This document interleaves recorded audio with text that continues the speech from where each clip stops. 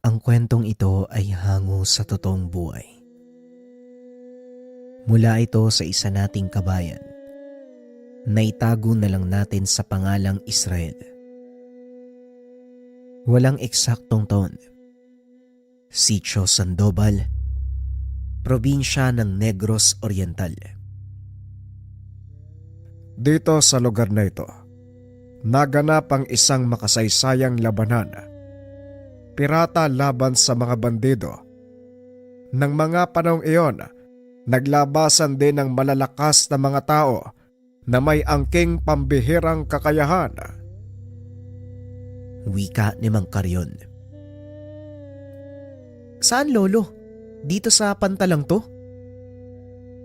Tanong ni Israel. Oo, Israel.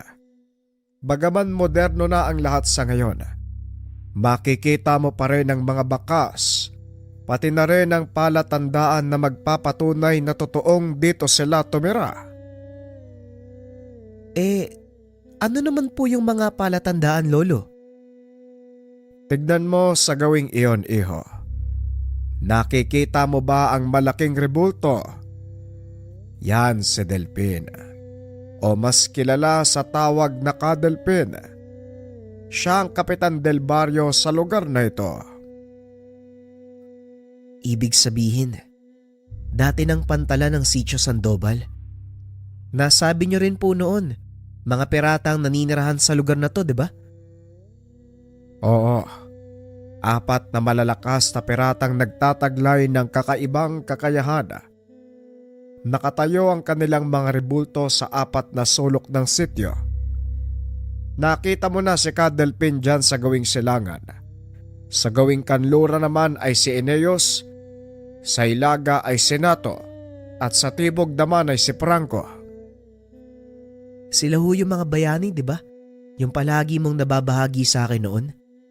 Teka, Lolo, bakit ang dami mong alam tungkol sa kanila? Sabihin na lang natin na po, tagahanga nila ako noong kabataan ko.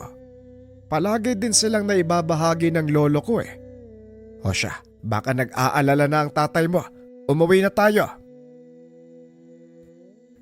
Ito ang palaging binabahagi ni Tandang Karyon sa kanyang apong si Israel.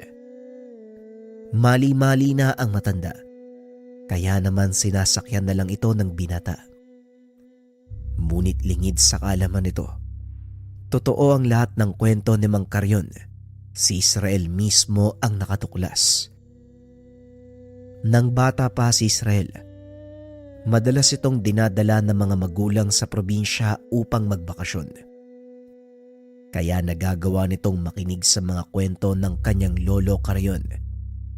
Ngunit hindi na kontento ang binata sa mga kwento. Nais nitong patunayan kung totoo ang lahat. Kaya nang magkaroon ng sariling trabaho, palagi na itong pumapasyal sa kanilang probinsya. Dinadala si Lolo Karyon sa mga lugar na noon ay sa kwento lamang ng matanda naririnig.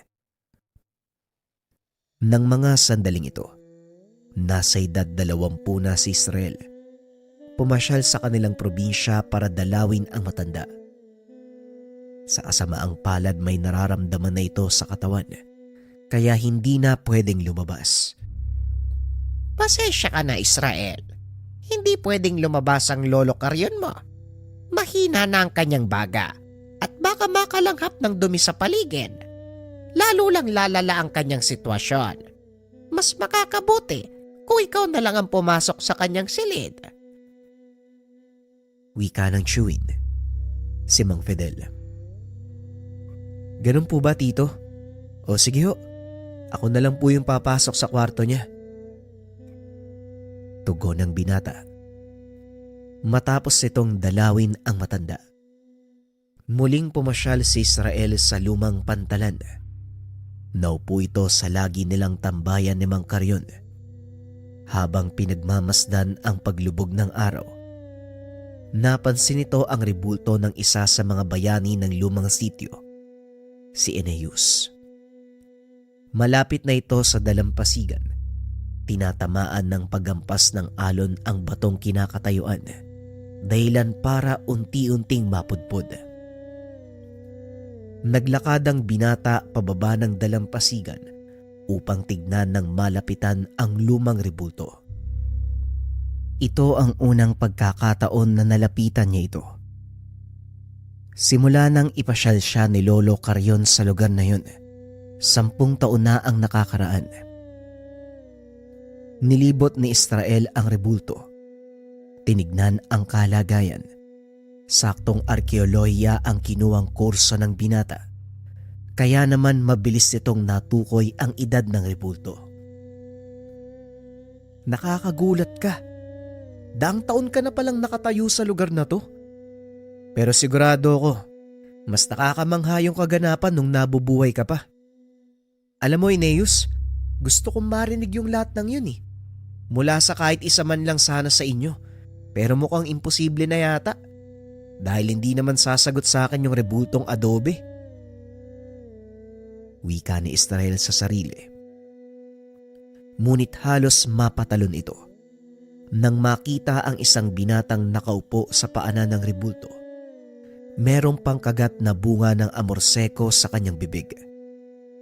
May nakapalupot na puting bandena sa leeg at may pulang telang nakatali sa noo. Kung titignan, masasabing hindi taga roon ng binata dahil sa itsura ng pananamit. Gusto mo bang malaman ng kwento ni Aeneas? Pati na rin ng iba pa. Kung ano man ang nangyari sa kanila. Halika, sumama ka sa bahay. Yung lola ko, siya yung higit na nakakaalam ng tungkol sa bagay na yan. Sila ng nanay niya ang naroon eh. Wika ng binata. Sa isip-isip ni Israel ay niloloko siya nito dahil nagkalat sa paligid ang mga manggagancho at kawatan. Hindi nga, baka naman niloloko mo lang ako ha? Hindi kita niloloko. Kung ayaw mo, wala namang pilitan. Pero wala ding sisiyan. Wala nang ibang nakakaalam ng kwento matapos ang lumang digmaan. Huling digmaan? Pamilyar sa akin yung kwento na yan ah. Hindi ba yan yung huling laban ni Cadelpin sa mga bandido? Oo, yun nga. Teka, bakit alam mo yan? Kamag-anak ba kita? Kamag-anak? Ngayon nga lang kita nakita eh. Ano bang pangalan mo? At saka sino bang magulang mo? Ang pangalan ko ay Lolong. Apo ko sa tuhod ni Alisa at Untoy. Nanlaki ang mga mata ni Israel nang marinig ang sinabi ng binata. Kaya nagpa siya itong sumama. Nabanggit mo kanina, gusto mo kong isama sa bahay niyo, di ba? Bakit? Ano bang meron dun? Kung gusto mong malaman ang buong kwento tungkol kay Mang Aeneas at Cadelpin pati na rin ang iba pa, sumama ka sa akin. Si tatay at lolo bilang makakapagsabi sa'yo ng lahat ng yan. Wika ni Lolong. Matapos ay tumakbo ito pauwi. Sinundan naman ni Israel ang binata. Hindi kalayuan sa dagat ang tahanan ng mga ito. Kaya mabilis nakarating ang dalawa. O Lolong, saan ka naman ang galing? At saka sino tong kasama mo? Tanong ni Mang Abel. Nilingon nito si Israel at tinanong. Teka, ano nga bang pangalan mo? Napakamot ng ulo ang binata. Israel po. Magandang hapon po sa inyo. Tumayo ang matanda at lumapit kay Israel. Tinitigan niya ito ng malapitan. Pamilyar sa akin ang itsura mo. Nakita na ba kita noon? Sa palagay ko hindi pa, Manong. Pero apo ko ni Carrion, yung nakatira sa kabisera. Ano ang sadya mo dito? At bakit ka sumama kay Lolong? Tanong ng matanda. Sa pagkakataong iyon, si Lolong ang sumagot. Gusto niya pong malaman yung kwento tungkol sa pangkat nila Cadelpin. Kilala po niya si Aeneas eh. Kaya naisip ko na baka kamag-anak po natin siya, Lolo. Hindi natin kamag-anak ang binatang ito, Lolong. Pero si Mang Carrion, isa sa mga taong naumaling sa kwento ng buhay ni Cadelpin. Maupo ka, iho. Lolong, ikuha mo ng maiinom ang ating bisita. Nga pala, Abel ang pangalan ko. Pwede mo akong tawaging Lolo Abel. Pasensya na po kayo sa abala, Lolo Abel ha. Pero totoo po yung sinabi ni Lolong. Medyo naiintriga ako sa kwento ng pangkat ni Kadelphin eh. Nabanggit din po ng apo nyo na apo daw siya sa tuhod ni Alisa sa ni Untoy. Totoo po ba? Oo, apo siya sa tuhod ni Lolo Untoy at Lola Alisa. Nagulat ang binata. Hindi nito inaasahan ang mga matutuklasan. Talaga palang totoo yung kwento nila. Manong, lalo ko naiintriga. Maaari niyo bang ikwento sa akin kung anong nangyari matapos ng huling digmaan? Hindi ka ba hanapin sa inyo, iho? Sigurado nga hanapin ka ng mga tao sa bahay niyo. Ayos lang pong gabihin ako. Alam nila kung saan ako pupunta. Bueno, makinig ka. Dahil ang lahat na nangyari ay pawang katotohanan. Itinago sa kaalaman ng mga taong nakatira dito sa baryo. Wika ng matanda. Nagsimula itong magkwento. Ang mga sumusunod na tagpo, ito ang kaganapan bago tuluyang namatay ang mag-asawang Untoy at Alisa. Nang mga panong ito ay nasa dapit hapon na ng kanilang buhay ang dalawa, isinuko ni Alisa ang pagiging gabunan upang magkaroon ito ng anak sa asawang si Untoy. Sa biyaya ng may kapal, nagkaroon sila ng 2 supling, isang babae at isang lalaki. Pinangalanan ni Untoy ang panganay na Amil at ang babae naman ay Anita. Namuhay ng mapayapa ang mag-anak hanggang sa sumapit sa 8 gulang ang dalawa. Mapayapa ng mga sandaling iyon sa baryo Sandoval, kaya naman hindi nila kailangan ng maraming mandirigma. Ngunit itinabi ng dalawa ang kanilang mga tangang gamit dahil alam nilang kakailanganin ito pagdating ng araw. Mabilis nagbago ang kapaligiran. Nakikiayon na din ang mga tao sa modernong mundo. Ngunit hindi pa rin nawawala ang banta ng panganib. Isang araw, habang nag-aani ng mga tinanim na gulay, napansin ni Amil ang ilang nagtatakbuhang mga kababaihan papunta ito sa kanilang taniman. Dali-daling ibinaba ng binata ang hawak na buslo. Sinalubong ang mga ito. Pakiusap, tulungan niyo kami. May mga humahabol sa aming grupo ng kalalakihan eh. May dala silang mga baril. Wika ng isa sa mga kababaihan. Sandali lang, huminahon kayo. Huminga ka ng malalim. Ipaliwanag mo. At saka... Hindi na naituloy ni Amil ang sasabihin dahil natanaw nito ang ilang kalalakihang armado ng baril. Nandito na sila. Pakiusap, tulungan niyo kami. Wika ng dalaga. Saktong makapal na ang mga damo ng puno ng sitaw, kaya doon niya itinago ang mga babae. Maya-maya ay napadaan ang mga kalalakihan. Nagpatuloy lang sa ginagawa ang binata na parang walang alam sa nangyayari. May nakita ka bang dumaan ng pangkat ng kababaihan dito? Oho, nakita ko po sila. Pero hindi dito dumaan eh. Doon sa kabilang taniman. Tignan nyo, baka nagtatago sa mga damo. Salamat ha. O sige, mauna na kami. Wika ng lalaki. Matapos ay nagmamadali itong umalis. Nang makalayo na ang mga kalalakihan, dali-daling ipinuslit ng binata ang 4 na kababaihan. Dinala niya ito sa kanilang tahanan na labis namang ikinagulat ng ina. Amil, sino yung mga kasama mo? At bakit ang dudungis niyo? Tanong ng ina. Mangyari po kasi, Nay, hinahabol daw sila ng mga kalalakihan eh. Parang nasa panganib po eh. Kaya hindi na ako nagdalawang isip na dalhin sila dito. Tinulungan ko po sila. Ganun ba? O siya, pumasok kayo sa bahay ng makapagbihis. Kumain din kayo. Halatang pagod na pagod kayo at nagugutom.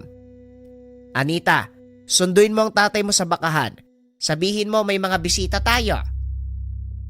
Wika ng ginang. Dali-daling tumakbo ang dalagang anak papunta sa kinaroroonan ni Mang Untoy. Holy sanak, bakit ka nagmamadali? Anong meron? Tanong ng Ginoo. May mga bisita po tayo, tay. Nangingi sila ng tulong kay Manong Amil. Pinapatawag po pala kay ni nanay. Wika ni Anita. O sige, susunod na ako. Tatapusin ko lang yung paglalagay ng mga tubig sa mga alaga natin. Matapos ang mga gawain, umuwi na rin si Mang Untoy. Nakita niya ang 4 na kababaihan sa kanilang sala.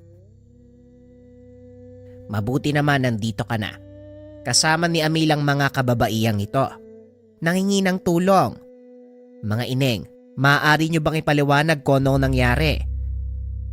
Wika ni Alisa. Pinaliwanag ng mga ito ang buong kaganapan. Ayon sa kanila, sila ay nabibilang sa isang tribo ng mga babaylan. Pinasok ng mga tulisan ang kanilang nayon. Dinukot ang mga ito. 4 lang silang nakatakas, kaya nagpasya ang mga ito na humingi ng tulong sa kabayanan. Tinanong din ni Untoy ang mga ito kung ano ang ginagawa ng mga kagaya nilang nauhuli. Ayon sa isang babae, dinadala sa isang lugar upang ipagbili sa mga dayuhan. Naawa si Aling Alisa sa mga ito. Kaso nga lang wala siyang magagawa kung hindi sasang-ayon si Mang Untoy. Nag-usap ang mag-asawa kasama ang panganay na si Amil. Tapos na tayo sa pakikipaglaban, Alisa. Ayoko nang masangkot pa tayo sa kaguluhan. Nananahimik na ang pamilya natin. Wika ni Mang Untoy. Pero Untoy, hindi mo ba nakikita ang mga pangyayari? Nakatadhana sa atin ang pagtulong sa iba. At kahit anong pag-iwas ang gawin mo, wala tayong magagawa.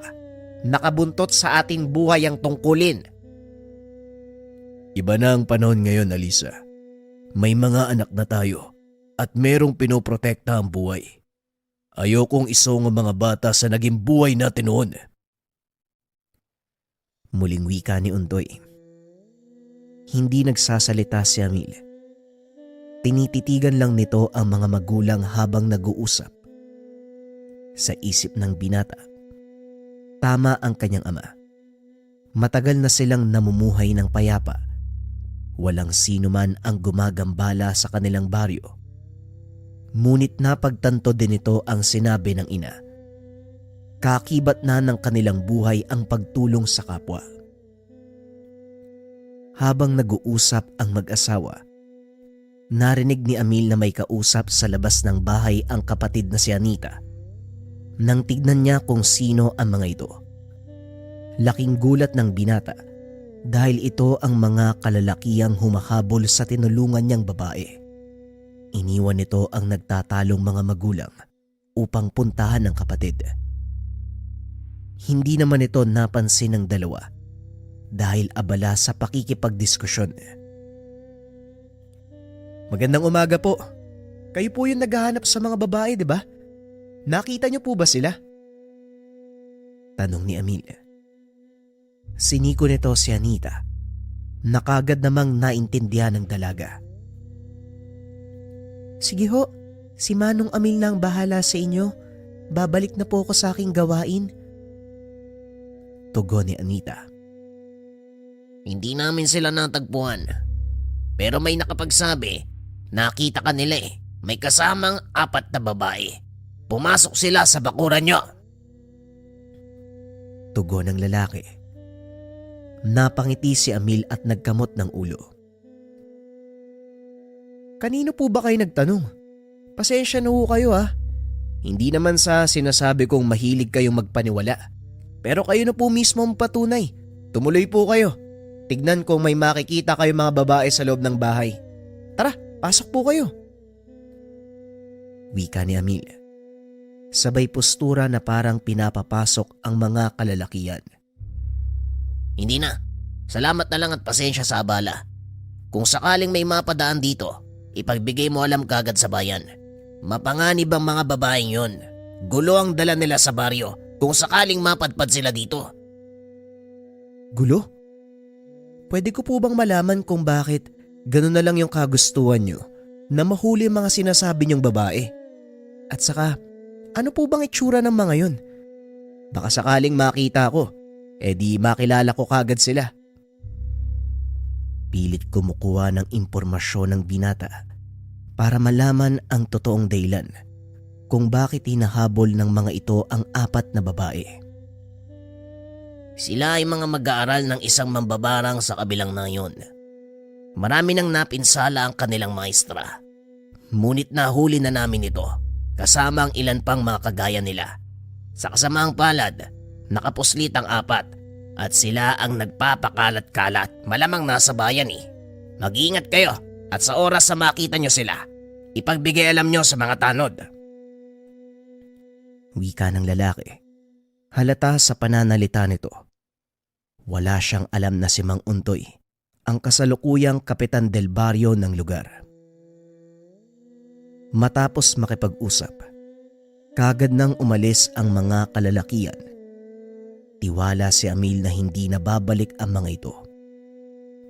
Ngunit pagsapit ng gabi, habang naghahapunan, laking gulat ng binata dahil merong kumatok sa pintuan. Isa sa mga kagawad ng kanyang ama. Dali-dali namang tumayo ang binata upang pagbuksan ang pinto. Magandang gabi sa iyo, iyo. Maaari ko bang makausap si Kapitan Untoy? Tanong ni Mang Sebastian. Narinig ni Mang Untoy ang boses nito, kaya kagad siyang tumayo at hinarap ang kagawad. O Sebastian, gabi na. Anong problema? Pasensya na sa abala, Kapitan. Mangyari kasi, may mga kalalakihang nagpunta sa kabisera. Hinahanap daw nila ang 4 na kababaihan. Ganun ba? Ano daw ang dahilan? Hindi nila sinabi ang buong detalye, pero nag-aantay sila sa kabisera at ikaw ang gusto nilang makausap. Mukhang galit na rin ang mga yon, Kapitan. Natatakot na ang ilang residente dahil may dalang barel ang mga taong yon. Napatingin si Mang Untoy kay Alisa. Nakatitig lang ito ng masakit sa kanya. Ganun ba? O siya, sandali magbibihis lang ako . Susunod na ako, Sebastian, mauna ka na. Sabihin mo mga tanod, maganda sa posibleng kaguluhan. Wika ni Untoy sabay kuha ng kanyang damit. Akmang palabas na sana ng tahanan, ngunit hinarang ito ni Aling Alisa. Mukhang may nakakalimutan ka ata. Wika ng ginang. Nagulat ito nang bigla siyang halikan sa noo ni Mang Untoy. Hindi yan ang ibig kong sabihin. Kung hindi ito. Wika ng ginang. Sabay abot ng kamagong na baston ni Untoy. Sa palagay ko, hindi na kailangan dalhin pa yan, Alisa. Hindi naman ako makikipag-away sa kabisera. Kakausapin ko lang ang mga lalaki at kung sakali mang magkaroon ng hindi pagkakaunawaan, nariyan naman ang mga tanod para umawat. Hindi, Untoy. Gusto kong dalhin mo ito. Hindi ako nakikiusap. Inuutusan kita. Wika ni Alisa. Marahang hinawakan ni Untoy ang baston. Kinuha ito sa kamay ng asawa. Oo na, dadaling ko na nga. Sige na, alis na ako. Amil, ikaw na muna ang bahala dito habang nasa kabisera ko. Wika ni Mang Untoy. Tumango lang si Amil at nagpatuloy sa pagkain. Pagkatapos, pinuntahan nito ang mga kababaihan na itinago ni Aling Alisa sa maliit na kubo sa likod ng kanilang tahanan. Kakatapos lang kumain ng mga ito at kasalukuyang nagpapahinga. Pasensya na kayo sa istorbo pero may ilang katanungan lang ako at sana maging tapat kayo sa mga isasagot nyo. Wika ng binata. Tinanong nito ang pangalan ng mga kababaihan, ngunit isa lang ang nagsalita sa kanila. Ako na ang magsasalita para sa aming pangkat. Ang pangalan ko ay Limay. Wika ng isa sa mga babae. Kahit sino sa inyo, ang importante, masagot ang mga katanungan ko. Kaligtasan naming mag-anak ang nakasalalay dito. Gusto ko malaman ang katotohanan. Bakit gano'n na lang ang pagnanais ng mga grupo na mahuli kayo? Ano ba talagang kasalanan nyo sa kanila? Kagaya ng sinabi ko sa'yo, kami ay mga babay lang alabay. Pinasok ng mga kalalakiyang yun ang nayo namin. Hinuli ang lahat ng mga kasama ko, kasama ang aming guro. Kaming 4 lang ang nakaligtas. Nakausap ko mga kalalakiyang naghahanap sa inyo. Nagbigay sila ng babala. Mga mambabarang daw kayo eh. Totoo ba yun? Kaming mga babaylan, may kaalaman sa halos lahat ng karunungan ng kalikasan, lalong-lalo na sa barang, pero ginagamit namin yan sa panggagamot. Tugon ng dalaga.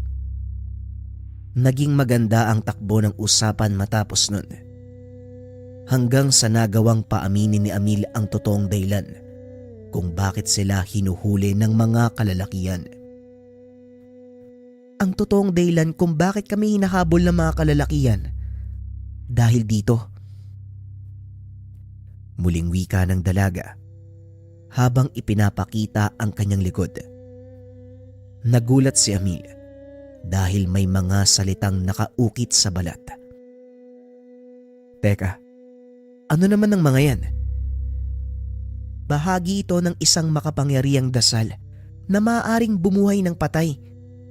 Nakuha na ng kanilang pinuno ang kasulatan, ngunit hindi magawang paganahin dahil nasa katawan ko ang isa sa mga pahina. Ang ilan sa mga nawawalang salita, kabisado na mga kasama ko. Ito ang dahilan kung bakit pinipilit naming makatakas. Dahil sa oras na mabuo ang dasal, malaking gulo ang mangyayari. Wika ni Limay. Sino ang taong naghahangad na makuha ang sinasabi mong dasal? Ang taong nagngangalang Amante. Isa siyang mangkukulam. Naglalayong buhay ng kanyang asawa. Bakit naman ito hahangarin na mabuhay ang isang taong namayapa?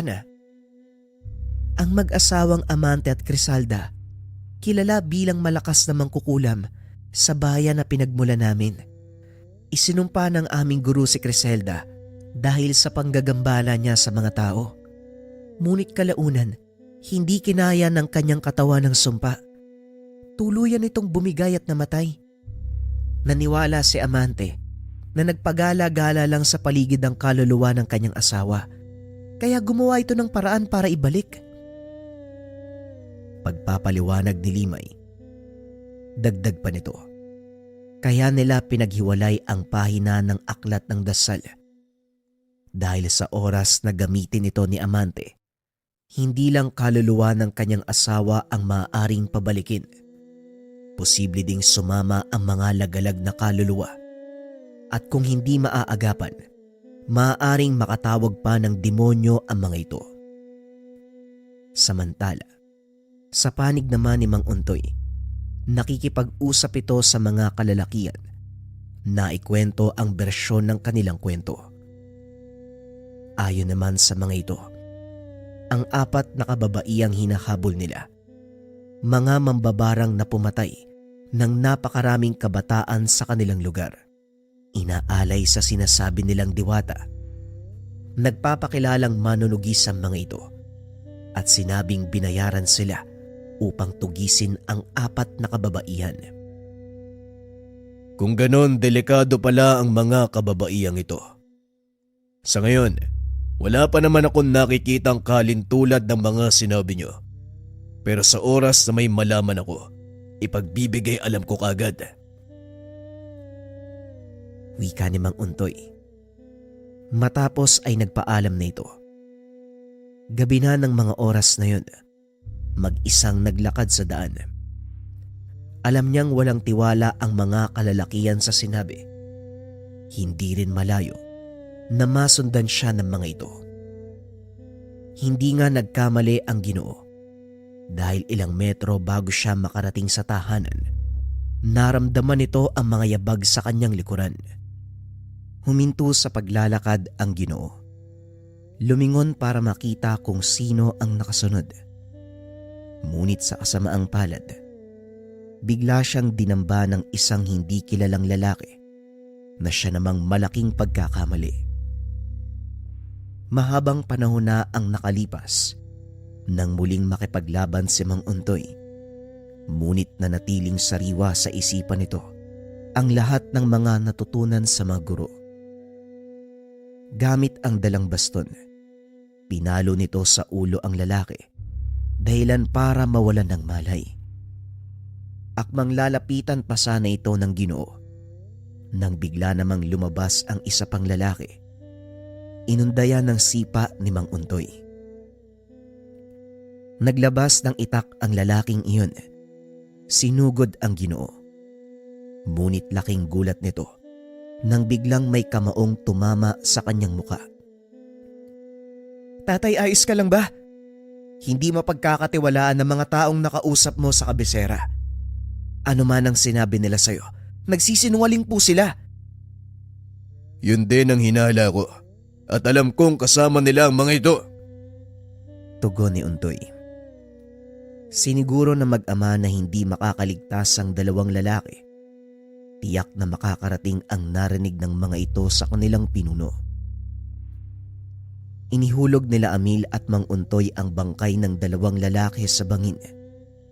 Malakas ang agos ng ilog sa baba nito, kaya paniguradong hindi makikita ang mga bangkay. Matapos ay dali-dali na silang umuwi. Pagdating sa tahanan, personal na kinausap ni Mang Untoy ang mga kababaihan. Pinaliwanag nito ang mga pangyayari. Matapos ang pakikipag-usap, bumuo ng plano si Mang Untoy upang mailayo sa panganib ang mga ito. Dadaling ko kayo sa kabilang isla. Makakasama niyo si Amil at Anita. Maganda ka na, Amil. Bukas sa bukas halis tayo. Paano po kayo ni nanay? Sa palagay ko, alam na mga kalaban na nagsisinungaling kayo. Malalagay kayo sa alanganin, tay. Alam mo kung ano ang kaya naming gawin ng iyong ina. Kaya wag mo kaming alalahanin, Amil. Iniaatang ko sa balikat mo ngayon ang kaligtasan ng mga kababaiyang ito. Nariyan naman si Anita upang tumulong. Ikaw na ang bahala sa kanya. Wika ni Mang Untoy. Bagaman nag-aalala, wala nang nagawa ang binata kung hindi sumunod sa pinag-uutos ng ama. Madaling araw pa lang ay nagsimula ng maganda ang binata. Isinakay nito ang mga kababaihan sa bangka.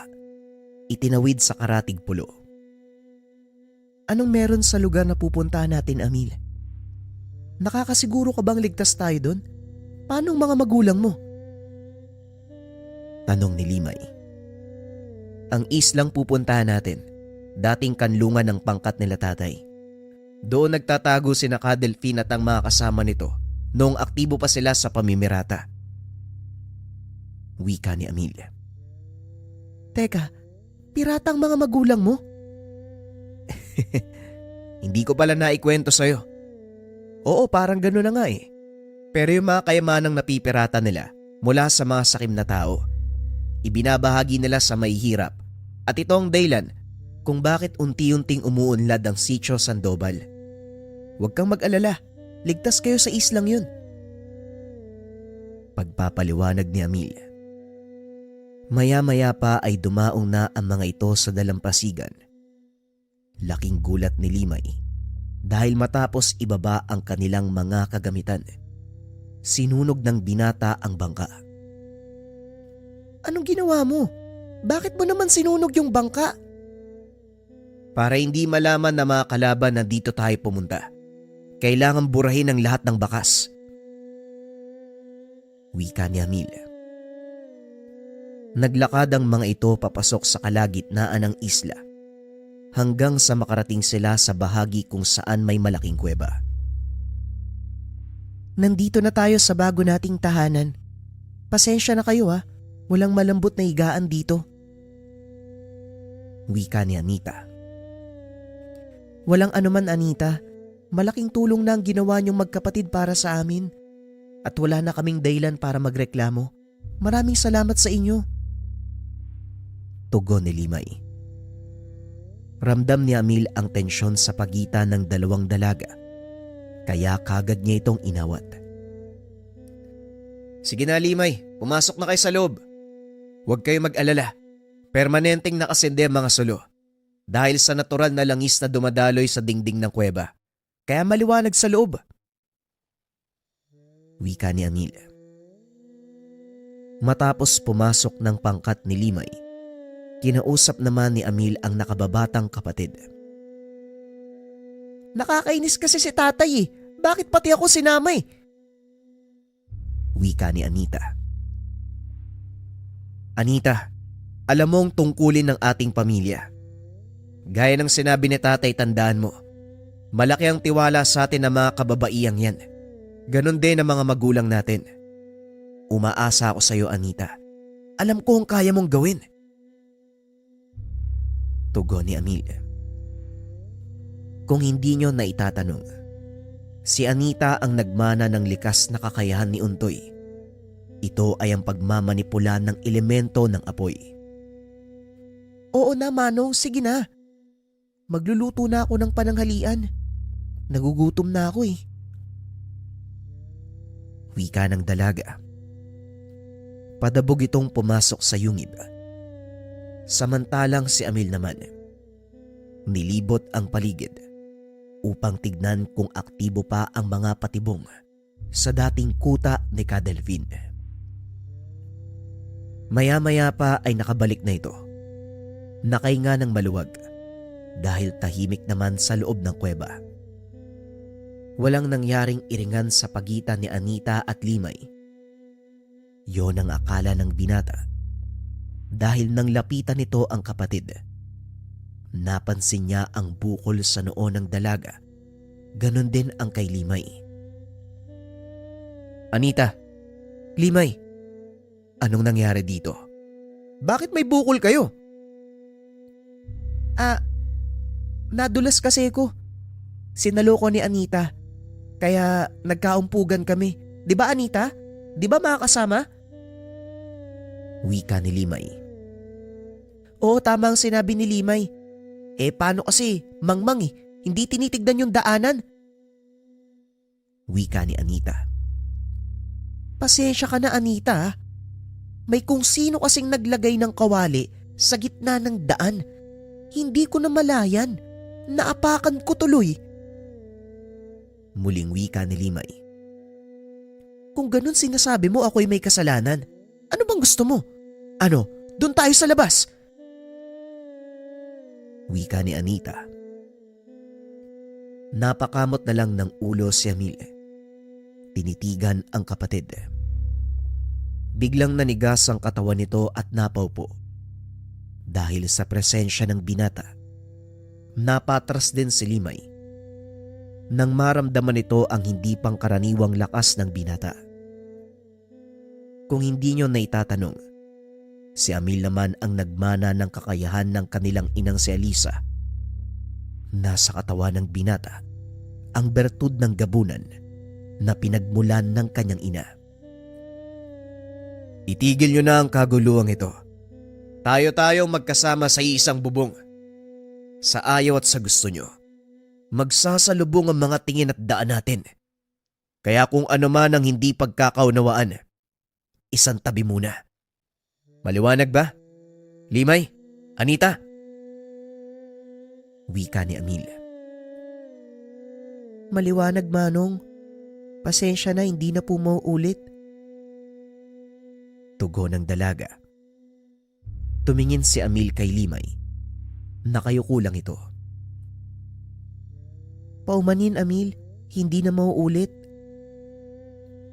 Wika ni Limay.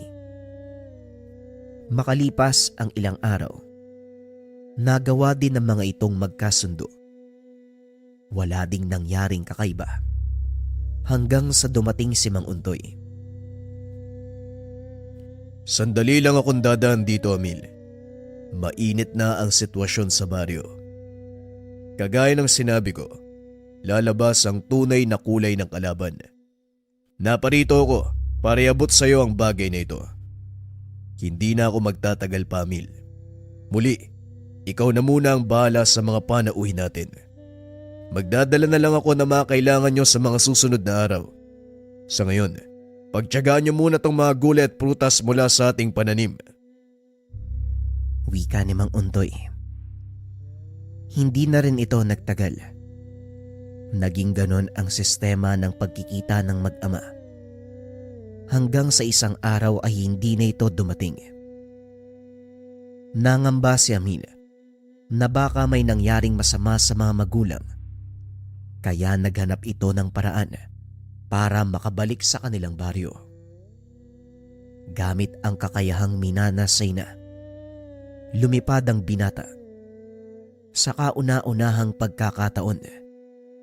Ngunit bago pa man ito makarating sa paroroonan, namataan ng binata ang isang bangkang papunta sa kanilang isla. Gabi na ng mga sandaling iyon, bahagyang bumaba si Amil para makita kung sino ang lula ng bangka. Nanlaki ang mga mata dahil mga armadong kalalakihan ang nakasakay. Dali-daling bumalik ang binata sa isla, binalaan ang mga kasama. Sa palagay ko, hindi na natin kailangan umalis sa kinaroroonan natin, Manong. Protektado ng mga patibong ang paligid ng kuweba. Sa dalampasigan pa lang, kung hindi mag-iingat ang mga papasok, siguradong mamamatay sila. Wika ni Anita. Tama ka. Pero sikapin pa rin nating huwag tayong magpakita sa mga taong paparating. Delikado. May mga dala silang baril. Hindi ko alam kung kaya ba nating sagupain ang mga yon. Magtiwala ka sa kakayahan mo, Manong. Ikaw tong nagmana ng dugo ni nanay. Sayang naman ang pagiging gabunan mo kung hindi mo rin gagamitin. Ako nga, bala ko munang makipaglaro sa kanila eh. Basta mag-iingat ka. Sige na, babalik na ako sa dalampasigan para salubungin sila. Pagdating nito sa dalampasigan, saktong nakadaong na ang bangka. Naganda na din ang mga kalalakihan para maglakad papasok sa isla. Tumigil kayo. Hanggang dyan lang kayo. Wika ni Amelia. Nagulat ang mga kalalakihan nang makita si Amil na nakatayo sa kanilang harapan. Walang pagdadalawang isip na pinaputukan ng mga ito ang binata.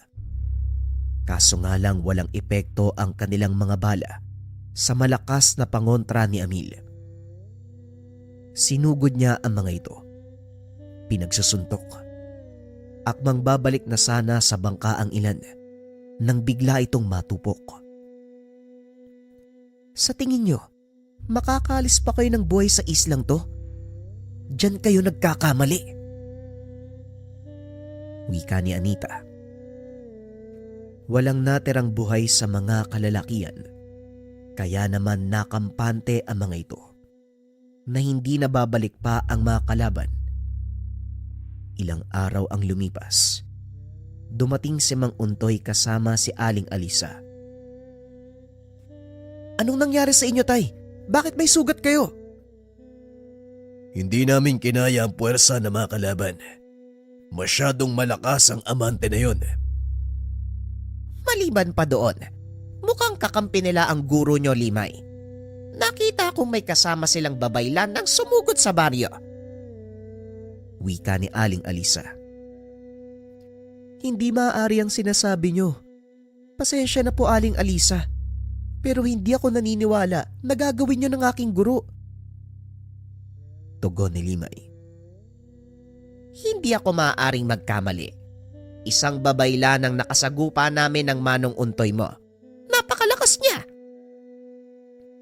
Wika ni Aling Alisa. Maaari niyo po bang ipaliwanag sa akin ang nakita niyo, Aling Alisa? Matandang matangkad. Mahaba ang buhok. Puno ng tattoo ang braso. May hawak na tungkod na gawa sa itim na kahoy.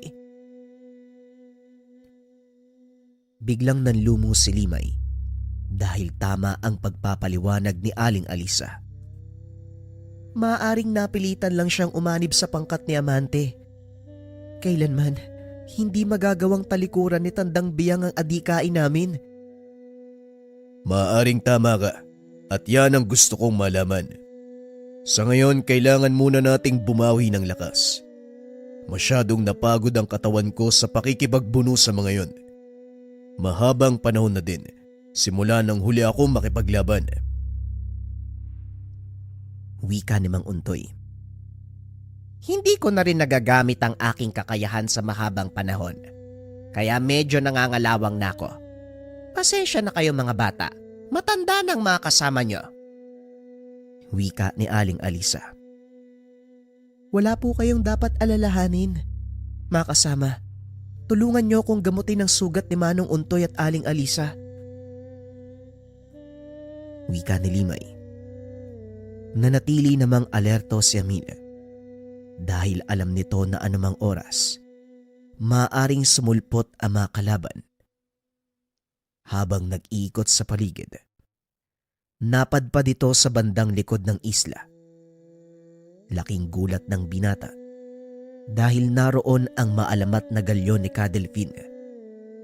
Sira-sira na ito, nakasadsad sa buhanginan, ngunit makikita pa rin ang taglay na ganda. Nagulat si Amil nang biglang magsalita ang ama sa likod. Marami kaming pinagsamahan ng galyon na yan. Lahat ng alaala ni Cadelpin, Mang Ineus, Mang Nato at Kapranco, nakadikit sa bawat bahagi ng galyon.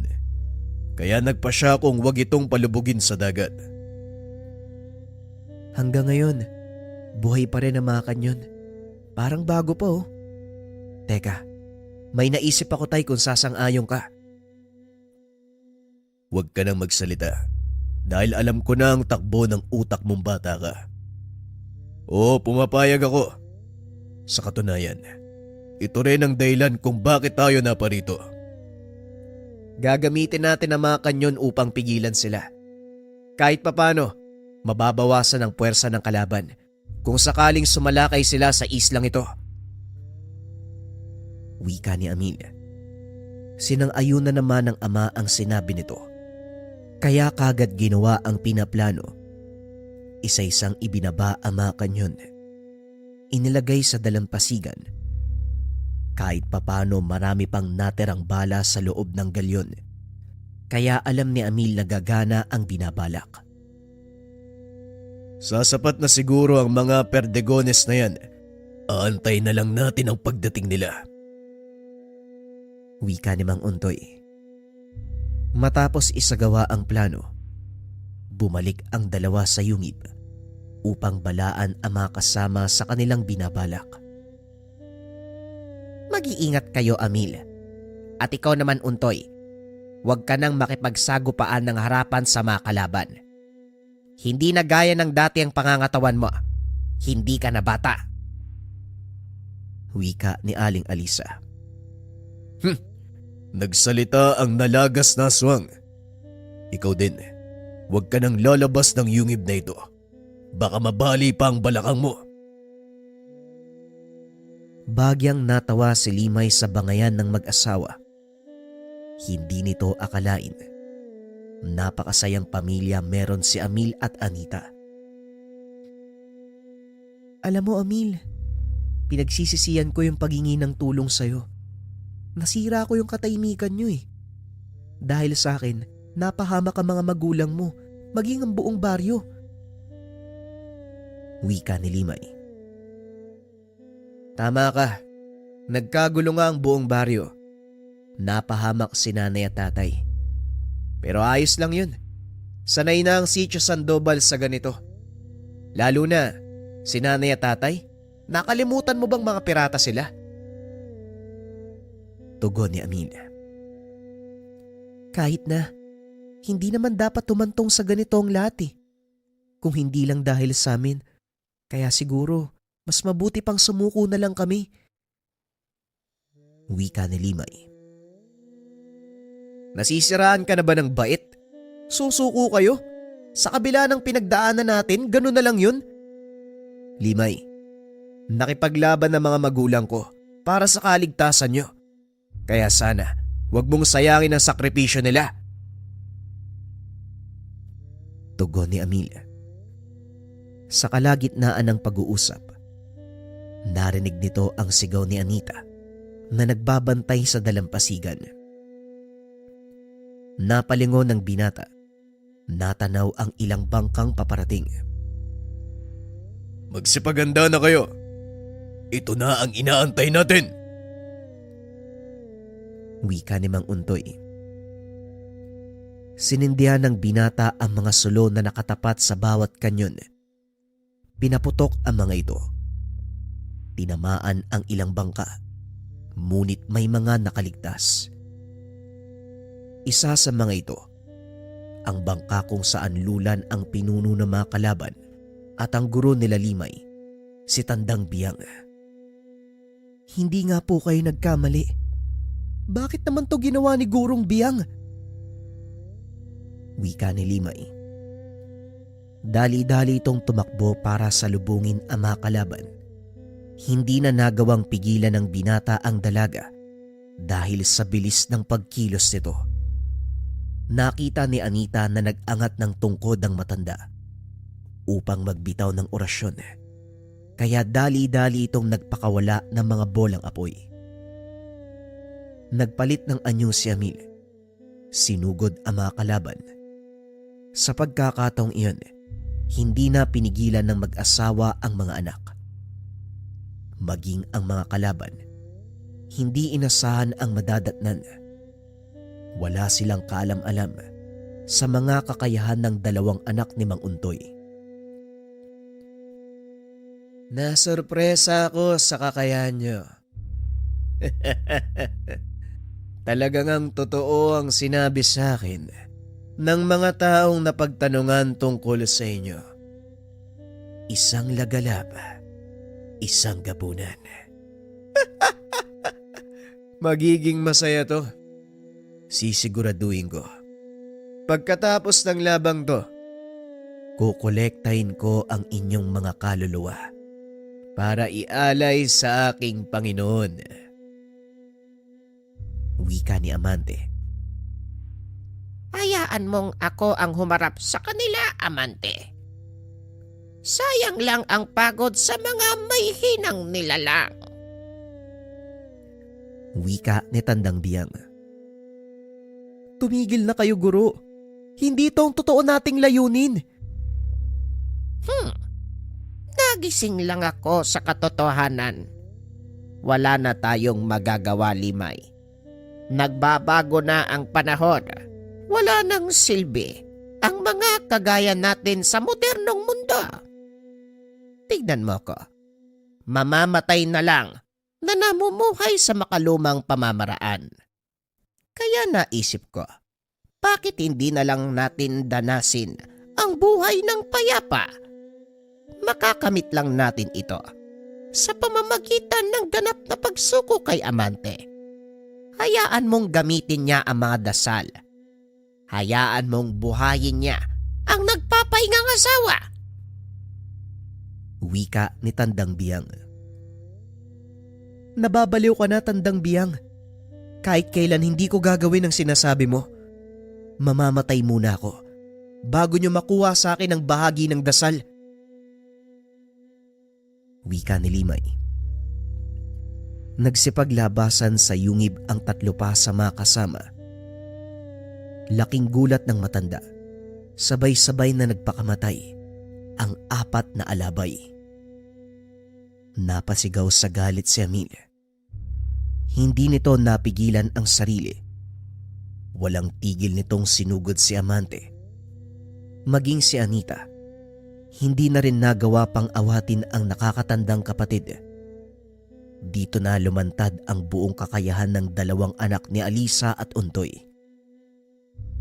Dahil sa lakas ng dalawang magkapatid, walang nagawa maging si Tandang Biyang. Sinubukan nitong panlabanan ang dalawa, Ngunit hindi kinaya ng kanyang katawan ang malakas na apoy na nagmumula kay Anita. Nalasog ang katawan ni Amante, maging ang mga tauhan nito. Maya-maya pa ay huminahon na sina Anita. Nilapitan ni Mang Untoy ang dalaga. Napansing umiiyak ang anak. Tama na, Anita. Nangyari na ang dapat mangyari. Hindi na natin maaaring ibalik ang buhay ng mga namatay. Pero hindi naman nasayang ang kanilang sakripisyo dahil tuluyan ang naglaho ang isang isinumpang orasyon. Naging kaibigan ko po sila, tay. Sa buong buhay ko. Ngayon pa lang po ako nagkaroon ng kaibigan. Tapos ganito pa yung mangyayari. Ganyan talaga ang buhay, anak. May dumarating, may nawawala. Patuloy lang itong iikot, kaya huwag kang mag-alala. Balang araw, may mga taong darating sa buhay mo na itinakda ng Ama para habang buhay mong makasama. Wika ni Mang Untoy. Hindi naman na nagsalita pa si Amil. Tumayo lang ito at naglakad papunta sa dagat, sabay dapa sa buhangin. Matapos ang kaganapang iyon, hindi na muling nasundan ang pagsalakay sa kanilang baryo. Unti-unting nagbalik sa dati ang lahat. Dito nagtapos ang kwento ni Mang Fidel. Ano naman po yung nangyari sa dalawang magkapatid, Manong? Wika ni Israel sa kasalukuyang panahon. Nagkaroon sila ng sari-sariling pamilya. Doon isinilang ang aking lolo. Walang nakakaalam kung ano ang nangyari kay Papo Amil. Pero alam ko, may mga kamag-anak kami sa kanya. Hindi ko lang sigurado kung nasaan sila. Hindi ko inasahan na totoo pala yung kwento ng iyong pamilya. Nagpapasalamat po ako sa inyo, ha. Kasi kahit papano, nalinawan yung isip ko tungkol sa mga bagay-bagay. Pag-uusap ng dalawa. Bagaman hindi lubusang nalinawan ang lahat. Masaya si Israel dahil may ilang taong nakapagpatunay na totoo ang kwento nila Mang Delpin at ng mag-asawang Alisa at Untoy. Lalo na ang kanilang mga anak na nagmula sa dalawang angkan. Angkan ng Lagalab at ang angkan ng Gabunan. Opinyon para sa kwento, mga kabayan. Madalas maraming statwa sa iba't ibang bahagi ng Pilipinas at karamihan sa kanila merong nakatagong kwento depende sa lugar na pupuntahan nyo. Etong mga kwento na to, hindi natin mababasa sa libro, mga kabayan. Ang tanging nakakaalam nito, yung mga lokal doon sa lugar. Naalala ko minsan nag-hiking kami. Doon sa taas ng bundok, merong statwa ng bata, tapos meron siyang hawak na punyal. Ang sabi ng lokal doon, yung bata na yon bayani ng baryo nila. Siya ay nagsimula para lumaban yung mga lokal sa lugar. Pinagmamalupitan sila ng mga mananakop noon Gamit na din syempre yung lihim na karunungan. Yung bata daw na yon, siya yung unang nagtaas ng sandata laban sa pinuno ng kalaban. Pagdaan ng pinuno ng kalaban, sinaksak niya yung pinuno gamit yung punyal. Bagamat hindi namatay yung pinuno, pero pagkatapos ang kaganapan na yon, pinarusahan ng kamatayan yung bata Doon na nag-alab yung puso ng mga tao na mag-aklas at lumaban sa mga mananakop. Kaya naman, mga kabayan, maganda, libutin niyo muna yung Pilipinas, yung lugar natin. Magtanong kayo sa mga rebulto, statwa na nakikita ninyo kapag nagta-travel. Huwag lang basta i-enjoy ang lugar kasi bawat lugar merong nakatagong kwento at ito'y nakaugat sa ating kasaysayan. The more nating nalalaman ang gantong bagay, mga kabayan, maintindihan natin yung pinagmulan natin At kapag naintindihan natin yung pinagmulan, mga kabayan, mas mauunawaan natin ang nangyayari sa kasalukuyan. Lamang maraming salamat sa pakikinig ng ating kwento. Hanggang sa susunod na istorya. Paalam.